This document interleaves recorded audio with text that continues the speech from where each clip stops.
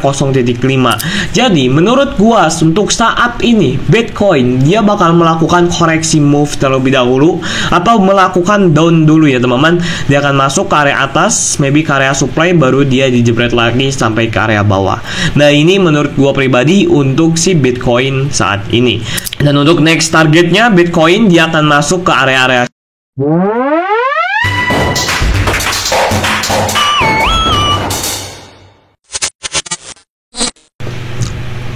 Oke, halo semuanya, balik lagi bersama gua CryptoBoys. Jadi di video kali ini akan coba update lagi ya teman-teman pergerakan harga Bitcoin terutama dan juga Ethereum. Karena mereka lah yang menentukan arah semua altcoin dan kripto mau kemana. Nah di sini gua akan coba update dari beberapa segi psikologi behaviornya manusia, dan juga gua akan dari segi on-chain analisnya. Nah oke, jadi tanpa basa-basi yang terakhir juga gua akan update dari segi price actionnya. Nah di sini kita akan langsung aja tanpa basa-basi masuk ke inti videonya. Kemana sih arah harga Bitcoin selanjutnya? Nah oke teman-teman, jadi yang pertama kita akan coba update dari fear and greed-nya, ketakutan dan juga keserakahan manusia yang bisa diindikasi oleh ini ya teman-teman, fear and greed-nya. Nah sekarang teman-teman untuk harga Bitcoin atau fear and greed-nya Bitcoin, dia ini masih greedy atau keserakahan. Nah jadi kalau misalnya kalian mau baca indikator seperti ini, kalau misalnya orang-orang lagi serakah kalian jual, dan kalau misalnya orang-orang lagi ketakutan kalian beli. Itulah behavior dan juga psikologi manusia di dalam sebuah market.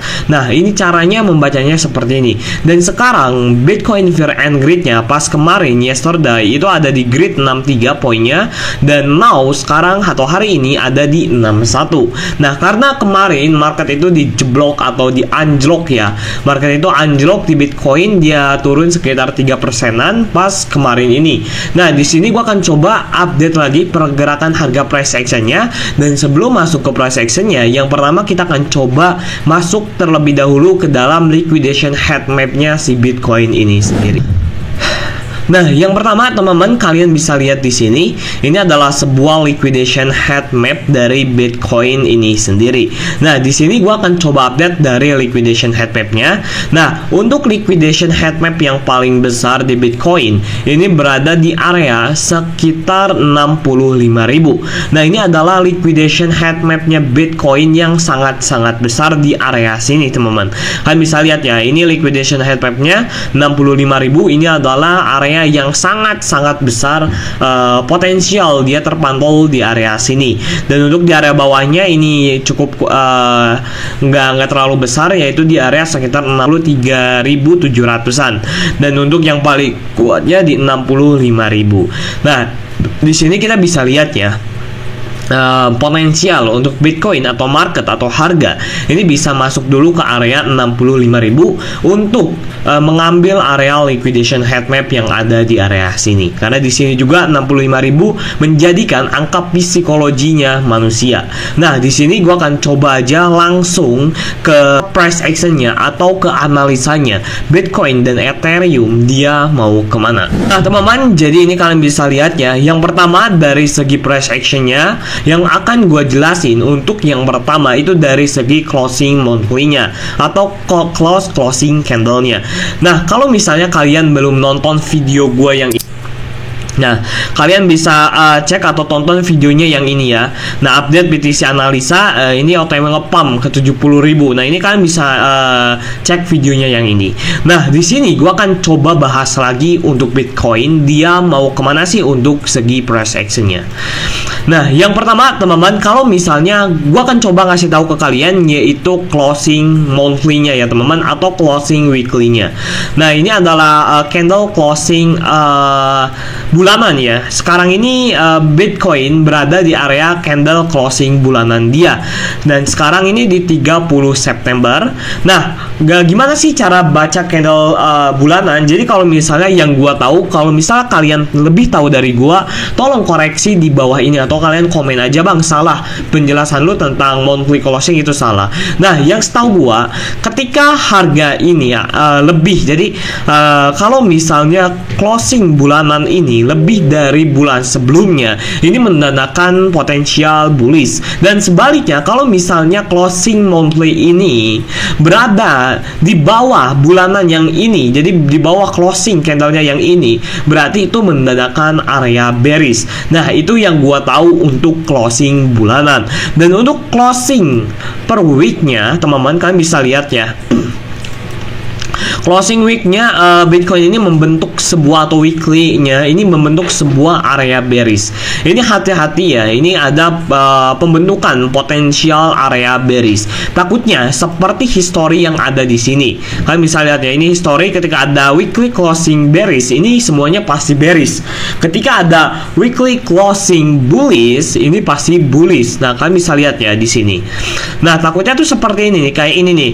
Dan dia kan di sini hijau kan. Nah, terus di closing weekly-nya ini turun terus. Nah, takutnya seperti itu. Jadi hati-hati aja, karena kita yang pertama berada di area greedy-nya atau keserakahannya. Ketika semua orang serakah, maka disitulah banyak orang yang menjual. Dan ketika semua orang ketakutan, maka disitulah banyak orang yang membeli. Nah, dari segi liquidation head map-nya juga dia bakal ngambil ke area 65.000 juga, plus di weekly dan juga monthly closing bulanannya sekarang ini mau berganti bulan ya ke September Oktober ya, mau berganti bulan ke Oktober ya teman-teman. Nah, gimana bulan September kalian? Apakah bulan ini menjadikan bulan yang baik untuk kalian atau sebaliknya? Dan kita harus tetap fit ya di market, berbulan-bulan kita harus fight juga di market. Kita harus bisa memahami situasi dan juga tren yang ada di market. Nah, kita akan coba masuk ke time frame daily-nya. Nah, di time frame daily-nya sendiri, video gua yang kemarin, ini Bitcoin dia bakal masuk ke area sini dan dia nge-pump sampai ke area atas. Nah, kalian bisa lihat ya, Bitcoin ini dia nge-pump sampai ke area atas sekitar 6%-an ya, 6%-an. Nah, kalau misalnya kita lihat dari ini, gua akan hapus. Nah, kalau misalnya kita lihat dari time frame yang lebih kecil di 4H, Bitcoin ini tertahan di area sebuah supply yang sangat-sangat kuat. Area supply ini adalah area supply fresh, plus ditambah ada beberapa indikasi kekuatan juga di area supply yang ada di sini. Banyak selling order yang masuk ke area supply yang ada di sini. Makanya ini adalah area supply yang sangat-sangat lumayan kuat juga ya teman-teman. Jadi hati-hati aja ketika masuk ke area supply yang ada di sini.